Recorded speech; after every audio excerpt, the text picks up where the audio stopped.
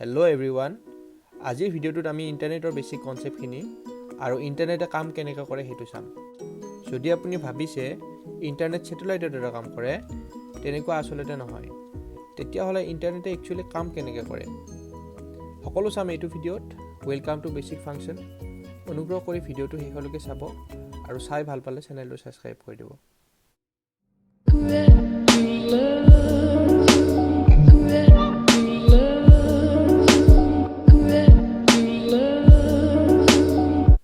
ক'বলৈ গ'লে ইন্টাৰনেট নেদেখাকৈ প্ৰায় সকলো ঠাইতে আছে, কিন্তু ইন্টাৰনেট আহে ক'ৰ পৰা?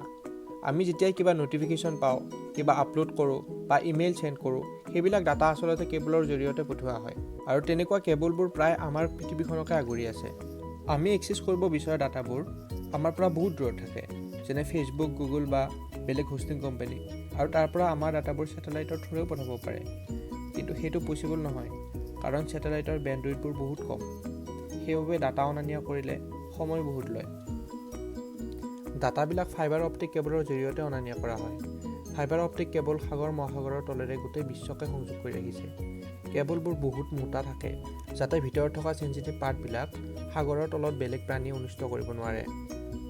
ফাইবাৰ অপটিক কেবলবিলাক সাগৰৰ তলেৰে গৈ পাৰত থকা লেণ্ডিং ষ্টেচনত সংযোগ হৈ থাকে, আৰু তাৰ পৰা গোটেই দেশ মহাদেশত বিয়পি যায়।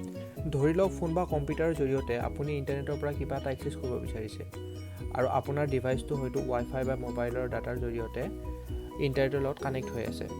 আপুনি বিচৰা ডাটা, সাপোজ গুগলতে কিবা এটা সাৰ্চ কৰিলে, সেই ডাটাখিনি একচুৱেলি গুগল ডাটা চেণ্টাৰত থাকিব। এতিয়া প্ৰশ্নটো হ'ল, সেই ডাটাখিনি আপোনাৰ তাত আহিলে কেনেকৈ? ইন্টাৰনেটত কানেক্ট হৈ থকা সকলো ডিভাইচৰে এটা ইউনিক এড্ৰেছ থাকে, যাক IP এড্ৰেছ বুলি কোৱা হয়। আৰু এই IP এড্ৰেছবোৰ বেছিকেলি নাম্বাৰে হয়। IP এড্ৰেছবোৰ আমাৰ ইন্টাৰনেট সাৰ্ভিস প্ৰভাইডাৰৰ দ্বাৰা দিয়া হয়, আৰু য'ৰ পৰা ডাটা এক্সেছ কৰিব বিচাৰোঁ তাৰো এটা ইউনিক IP এড্ৰেছ থাকে। যদি আপুনি ব্ৰাউজাৰত www.google.com সাৰ্চ কৰে, তেতিয়াহ'লে তাৰো এটা IP এড্ৰেছ থাকে, যিটো ডোমেইন নেমৰ পিছফালে লুকাই থাকে, যাতে ইউজ কৰিব সহজ হয়। কাৰণ আমাৰ কাৰণে www.google.com মনত ৰাখিব সহজ হয়, নহ'লে আমি 142.61.4.78 এনেকুৱা ধৰণৰ নাম্বাৰছ মনত ৰাখিব লাগিলহেঁতেন। এই কামখিনি ডোমেইন নেম সাৰ্ভাৰ অৰ্থাৎ DNS টেকনলজিৰ দ্বাৰা কৰা হয়। বেছিকেলি DNS এখন ফোন বুকৰ নিচিনা কাম কৰে। প্ৰত্যেকটা ৱেবছাইটৰ এগেইনষ্টত এটা IP এড্ৰেছ এছাইন কৰা থাকে। DNSে আমি টাইপ কৰা ৱেব এড্ৰেছটো IP এড্ৰেছলৈকে কনভাৰ্ট কৰে, আৰু সেই IP এড্ৰেছ থকা সাৰ্ভাৰলৈকে ৰিকুৱেষ্ট পঠায়।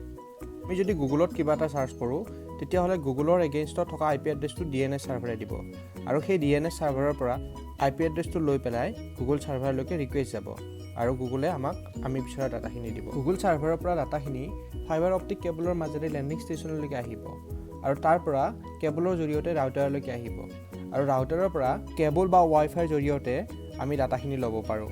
ইণ্টাৰনেটৰ পৰা ডাটা এক্সেছ কৰিবলৈ আমি যদি মোবাইল ডাটা ইউজ কৰোঁ, তেতিয়াহ'লে সেই ডাটাখিনি চেম অপটিকেল কেবলেৰে আহি চেল টাৱাৰলৈ যাব, আৰু তাৰ পৰা ইলেক্ট্ৰমেগনেটিক ৱেভ ফৰ্মত আমাৰ মোবাইললৈকে আহিব। গতিকে ইন্টাৰনেটৰ থ্ৰুৰে ডাটাবোৰ এনেকৈ অনা নিয়া কৰা হয়। ভিডিঅ'টো শেষলৈ চোৱাৰ কাৰণে ধন্যবাদ। ভিডিঅ'টোৰ জৰিয়তে যদি অকণমানো ইন্টাৰনেটৰ বিষয়ে বুজিব পাৰিছোঁ, অনুগ্ৰহ কৰি চেনেলটো ছাবস্ক্ৰাইব কৰি দিব।